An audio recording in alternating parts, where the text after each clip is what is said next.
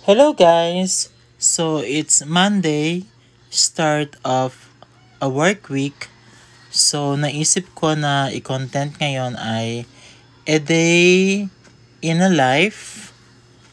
Ito yung mostly my daily routine sa aking working life.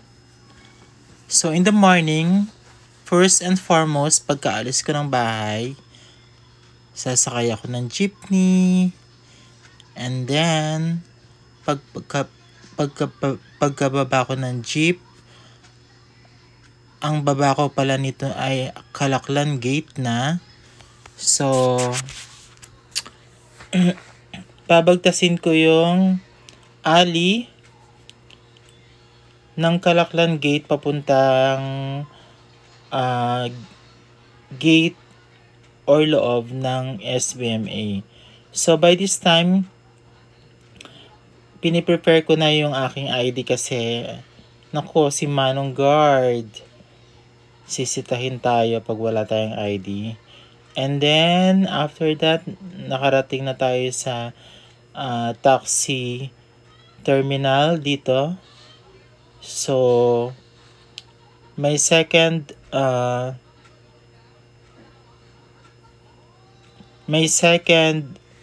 biyahe is taxi naman. So, first is jeepney, and then this time naman is taxi. Medyo mahal kasi before the pandemic, it so happened na may mga FB na na pampasaherong sasakyan. Pero nung nagkaroon ng pandemic, so nawala na yun, na phase out na yun. Kaya no choice kundi mag-taxi na ngayon. And this time, wala nang makasabayan kasi yung ibang mas early na pumapasok. Pero before, may mga nakakasabay akong mga nagta-taxi.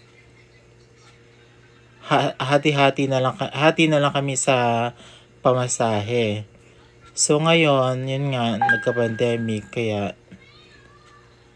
no choice, solo na lang talaga ang biyahe. So after that, nandito na ako sa bungad na aking workplace.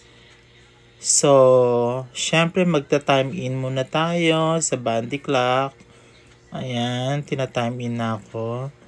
And then, lakad ng konti. Nandito na ako sa office. Ayan si Manong Guard namin. And this is the alley of the office. So, yan, papasok na ako sa aking office. And voila!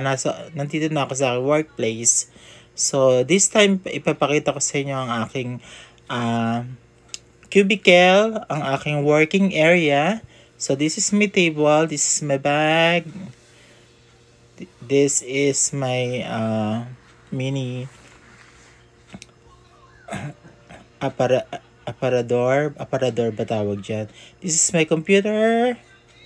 And this is my pictures with my dog, Nikki. Ayan, pasensya na, medyo magulo ang aking working area. Ayan, may mirror pa ako sa harap.